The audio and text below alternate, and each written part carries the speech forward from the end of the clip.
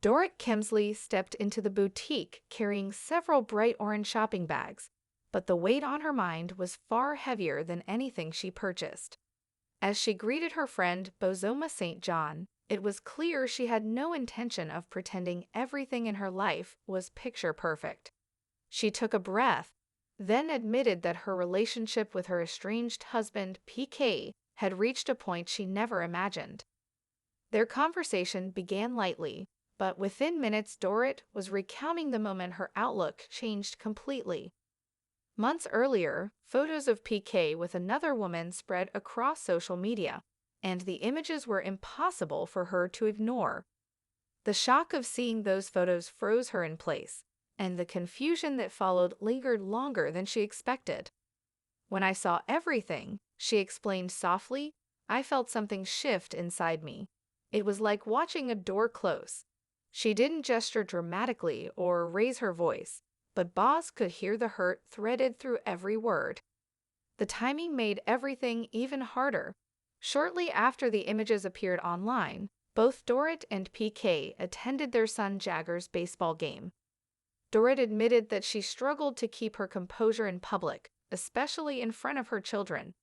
Every emotion, disappointment, sadness, and the deep ache that follows a major betrayal surfaced at once.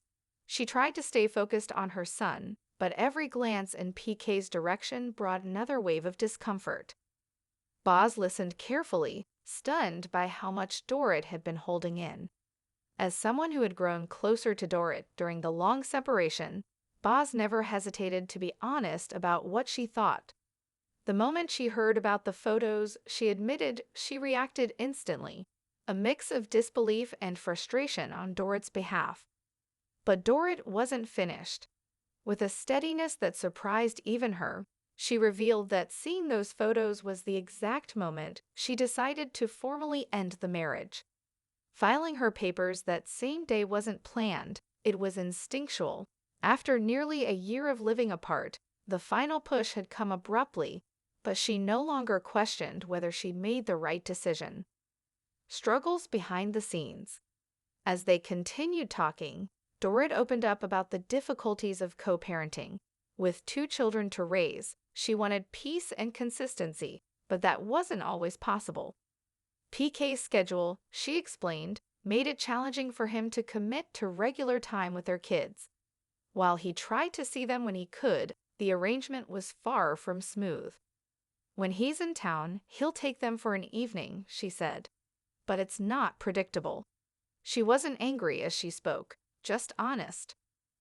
Despite their strained relationship, Dorit stressed that she remained careful about how she spoke about PK in front of the children. She wanted them to feel secure, valued, and loved by both parents. She also noted that she'd spent years trying to shield him from public criticism, even at moments she felt misunderstood herself. But when it came to formal custody decisions, Dorit had been deliberate. She explained that, given the circumstances, she didn't see shared custody as something that would work smoothly for the children's daily lives. When PK later requested joint custody, she wasn't surprised, though she felt he was more concerned about appearances than practical realities. Where they stand now. During a recent appearance at a fan convention, Dorit was candid about the ongoing challenges. She expressed hope that, in time, things would improve, not just for her sake, but for the children who deserved stability. She was optimistic that with patience, communication, and time, the tension would lessen. I want things to calm down, she said. That's what's best for our family. A strained friendship. As she and Boz talked further, the topic shifted unexpectedly to Kyle Richards. Dorit admitted that one of the most painful parts of the entire process was the distance she felt from Kyle, especially at a time when she hoped for support. She remembered the moment she filed her paperwork and how public the news quickly became. Days passed before Kyle reached out, and the delayed message lingered in Dorit's memory longer than she wanted. Even though Kyle eventually checked in, Dorit couldn't help but wonder why it took so long. especially considering they had recently discussed working on their friendship at the previous reunion. In a flashback, Dorit recalled Kyle agreeing that they needed to lift each other up as both navigated major changes in their personal lives. Dorit took comfort in that moment, believing they were moving toward a better place. But now, she wasn't so sure. "I trusted what she said," Dorit admitted, "but I've learned to base things on actions, not promises." As Dorit and Boz made their way through the boutique, the conversation shifted to quieter, more intimate territory. The store's soft lighting reflected off rows of handbags and silk scarves, creating a warm glow around them. But despite the elegant surroundings, Dorit's mind was far from anything glamorous. She was peeling back layers of a year filled with uncertainty, hurt, and unexpected realizations. Boz gently set down a pair of sunglasses she'd been admiring. "You've held so much inside," she said. "This is the first time I feel like you're letting yourself breathe." Dorit nodded, almost surprised by how true that felt. "I think I've been running on autopilot," she admitted, "trying to stay strong for my kids, for my work, for everything that kept moving even when my life felt frozen." She took a slow breath, letting her shoulders drop. "This is the first time I'm actually saying everything out loud." Boss reached for her hand. "You deserve that. You deserve clarity, peace, support." For the first time in months, Dorit felt seen, not as a public figure, not as part of a storyline, but as a woman who was navigating something profoundly personal. The month everything changed. Looking back, Dorit realized how quickly one moment could shift the course of an entire year. After the photos surfaced, she had gone into a kind of emotional survival mode. She focused on the children, on filming commitments, on keeping the household running.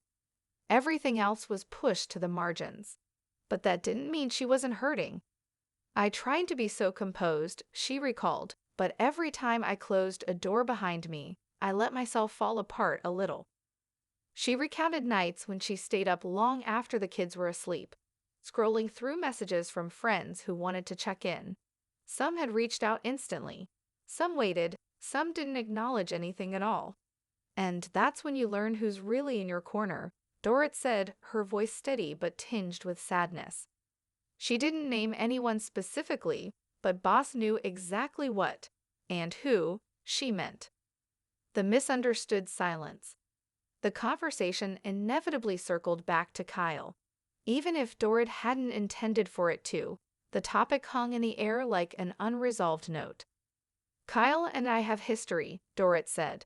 "We've shared so many moments, some good, some difficult, but always meaningful." She paused, adjusting one of her shopping bags. "When the news broke, I thought she would reach out right away. We had just talked about supporting each other. It felt like we were rebuilding. But days passed, and then more days. By the time Kyle sent her a message, Dorit was already processing the distance. It's not about timing, necessarily, Dorit clarified. It's about the feeling behind it. When someone is really with you, you feel it without question. When they're unsure, you feel that too. Boz nodded. Sometimes silence speaks louder than words. Dorit didn't respond immediately. Instead, she replayed the last reunion in her mind. The moment Kyle promised that they would both try harder, that they would be present for each other. Dorit remembered believing her, really believing her. Now she felt that belief slipping. A new understanding of support. "Maybe," Dorit said slowly, "I needed to go through this to understand who I can truly rely on. It's not about blaming anyone. It's about recognizing what's real." The more she spoke, the more she realized she wasn't angry, just disappointed. She had hoped for something different, but people reveal themselves at unexpected times, and even if that truth stung, it also clarified the path forward.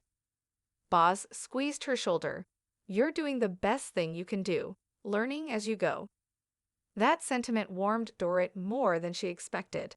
Her life had been on camera for years, but not every emotion made it into the final edit. So much happened behind the scenes. Late-night conversations with close friends, tearful phone calls, moments she questioned everything. Now, standing in the middle of a high-end boutique, she felt a shift. What comes next? I'm scared of what the next year looks like, Dorit admitted, almost whispering. Not because I think I can't handle it, but because so much has changed so fast. Boss turned to face her fully. Change doesn't have to be frightening. Sometimes it's exactly what pulls you toward the life you're meant to have. Dorit smiled faintly. I know, and I want that. I want a life where I'm not constantly worried about what will fall apart next. She described the small routines that were keeping her grounded. Morning coffee on the patio, listening to her kids laugh during breakfast, late-night phone calls with her sister, long walks that helped her clear her mind. I'm beginning to build a new normal, she said. One that's calm, one that I can control. Boss stepped closer, wrapping an arm around Dorit. And you're doing it beautifully.